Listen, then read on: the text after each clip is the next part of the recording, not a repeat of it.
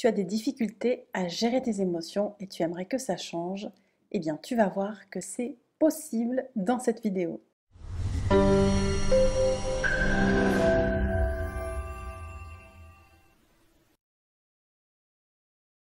Tu as compris dans la dernière vidéo que tu peux retrouver ici que nos gènes et notre enfance déterminent un profil émotionnel de base qui peut se comprendre et s'analyser en fonction de 6 critères. Ces 6 critères donnent du coup une activité cérébrale spécifique. Il y a des zones dans ton cerveau qui sont plus ou moins activées en fonction de comment tu t'es développé. Alors, est-ce que c'est pour autant définitif? Eh bien non. Il se trouve qu'il existe une neuroplasticité cérébrale. Notre cerveau, même si évidemment sa plasticité est la plus grande dans notre enfance, va continuer à évoluer tout au long de la vie. La visualisation et même la seule pensée peut renforcer ou diminuer l'activité de circuits cérébraux, comme par exemple, nous allons voir aujourd'hui le circuit de l'inquiétude. On a observé par exemple qu'un aveugle qui n'a donc jamais pu utiliser sa vue, lorsqu'il va commencer à apprendre le braille, eh bien sa zone de cortex moteur qui gère les stimulus sensoriels va se développer. Somme toute assez logique.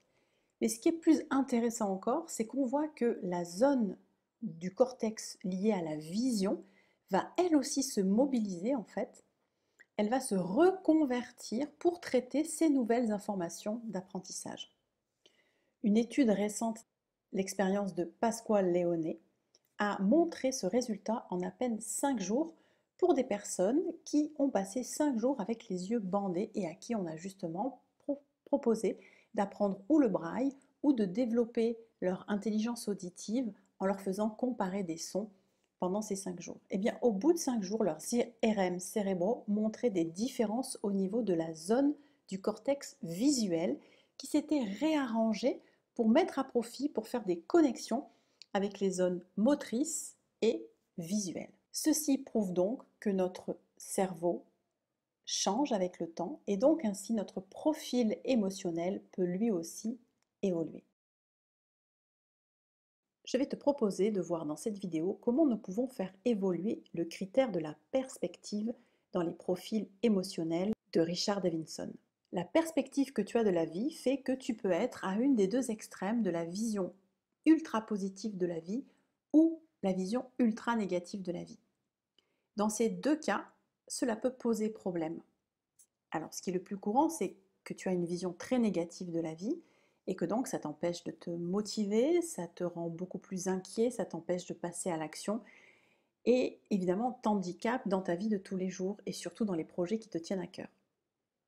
Mais tu pourrais aussi être handicapé parce que tu as une vision trop positive de la vie qui va donc t'empêcher de voir les choses qui peuvent aussi dysfonctionner et de ne pas être attentif aux signes avant-coureurs en fait que tu es sur le mauvais chemin. Alors où que tu sois sur cette ligne entre une hyper vision positive et une hyper vision négative, si tu as envie de faire changer ce curseur pour mieux t'adapter à ta vie actuelle, eh bien cela est possible. Le critère de la perspective est lié à l'activité du noyau accumbens à l'intérieur de notre cerveau qui traite le sentiment de récompense associé au développement du cortex préfrontal qui lui agit sur la planification. Lorsque nous avons une vision de la vie très positive, il va y avoir énormément de connexions à l'intérieur de ces zones cérébrales. A l'inverse, lorsque nous avons une vision de la vie négative, ces zones-là sont très peu irriguées, très peu connectées. Il va donc falloir, dans ce cas-ci, augmenter les relations entre le cortex préfrontal et ce fameux noyau accumbens. Il y a deux méthodes possibles. La première est de t'exercer à remettre le plaisir à plus tard. Lorsque tu sens que tu pourrais t'offrir une récompense rapide, comme par exemple tu viens de préparer des cookies, évidemment l'odeur, l'envie tout de suite vient d'en croquer quelques-uns, eh bien force-toi à dire ok, j'ai préparé ces cookies, mais je ne les mange pas tout de suite. Je me les réserve pour ce soir quand je mangerai en famille et que ce sera le dessert familial. Le fait de te forcer, de résister à cette récompense rapide, en anticipant, en te projetant à ce soir et au plaisir partagé en famille, va te permettre d'augmenter l'intensité du plaisir lorsque tu y seras vraiment. Ceci est donc l'exercice de récompense différée. Tu peux faire ceci évidemment avec la nourriture, mais avec tous les secteurs de la vie que tu estimes comme étant des récompenses. Une deuxième méthode que tu peux faire est liée à la thérapie comportementale. Tu peux noter tous les jours, voire 3 fois par jour, une qualité qui est à toi, plus une qualité d'un de tes collègues ou d'une personne de ton entourage. Régulièrement, au moins une fois par jour, connecte-toi et dis-toi quelle qualité ai-je? Et observe ton entourage, choisis peut-être une collègue de travail et dis-toi quelle est sa qualité et note-la. Essaie de faire ça sur au moins une semaine. Ensuite, tu peux aussi augmenter l'expression de ta gratitude de manière impliquée. Sortir des petits merci, c'est sympa. En donnant vraiment ton feedback de gratitude, en étant pleinement présent, en l'exprimant avec tes sentiments, en regardant la personne bien dans les yeux, même pour des petites choses.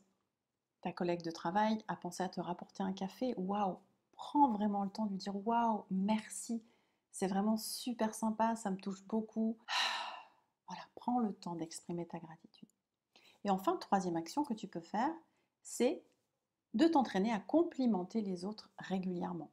Pareil, il ne s'agit pas de singer ou de complimenter sans t'impliquer réellement, mais de vraiment pouvoir dire à l'autre ce que tu penses de lui en positif et ce que du coup ça te fait que l'autre soit ainsi. En développant ces 3 axes de travail sur au moins une semaine, qu'est-ce qui va se passer? Sur quoi tu vas jouer au niveau de ton cortex cérébral?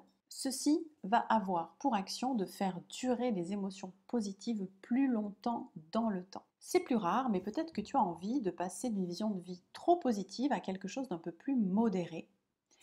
À ce moment-là, les exercices que propose Richard Davidson dans son livre est de prendre le temps, de t'obliger à prendre le temps à réfléchir aux impacts négatifs de tes choix et de tes décisions. Même lorsque tu es vraiment très excité à l'idée de faire quelque chose, essaie de respirer et de dire, est-ce qu'il pourrait y avoir une option négative? Est-ce que ça pourrait m'entraîner dans quelque chose qui ne soit pas bon pour moi? Et l'idée, ce serait même de pouvoir écrire les éventuels points négatifs, d'ancrer le négatif dans la matière en les écrivant. Tu peux faire ces fameux tableaux de colonnes, quels sont les points positifs, quels sont les points négatifs, et d'essayer de faire grandir cette colonne de points négatifs qui est très certainement, si tu es plutôt dans une perspective de vie positive, restreint, parce que tu n'as pas envie de les voir. Il s'agirait aussi tout simplement de s'adapter à notre type émotionnel, et dans le cas où tu as une vision assez négative de la vie, eh bien, vois-le aussi comme un point fort. Pense aux métiers où il est bon d'envisager le pire, comme par exemple les services de sécurité, les inspecteurs, les forces de l'ordre. Prends le temps de t'exercer quotidiennement, pendant au moins une semaine. Notre cerveau change du moment qu'on l'habitue à une action répétitive qui est portée vers un but, vers un objectif. Quel est le critère, ou quels sont éventuellement les 2 critères sur lesquels tu aimerais que nous travaillions ensemble, que nous puissions avancer pour modifier ton rapport à tes émotions et réussir à les gérer mieux, les gérer comme tu l'entends? Je te rappelle que les indicateurs de gestion émotionnelle sont l'intuition sociale, la conscience de soi, la sensibilité au contexte, l'attention et la résilience. Si tu n'as pas vu ces notions, je t'invite à aller voir la vidéo de jeudi dernier afin que nous puissions construire ensemble la vidéo de jeudi prochain. Merci de t'abonner à ma chaîne si ce n'est pas encore fait et de vite mettre en commentaire quel est le critère que tu aimerais que nous voyions ensemble la semaine prochaine. Je t'embrasse très fort et je te dis à très bientôt pour de nouvelles découvertes qui nous permettent d'avancer avec sérénité et joie sur notre chemin de vie.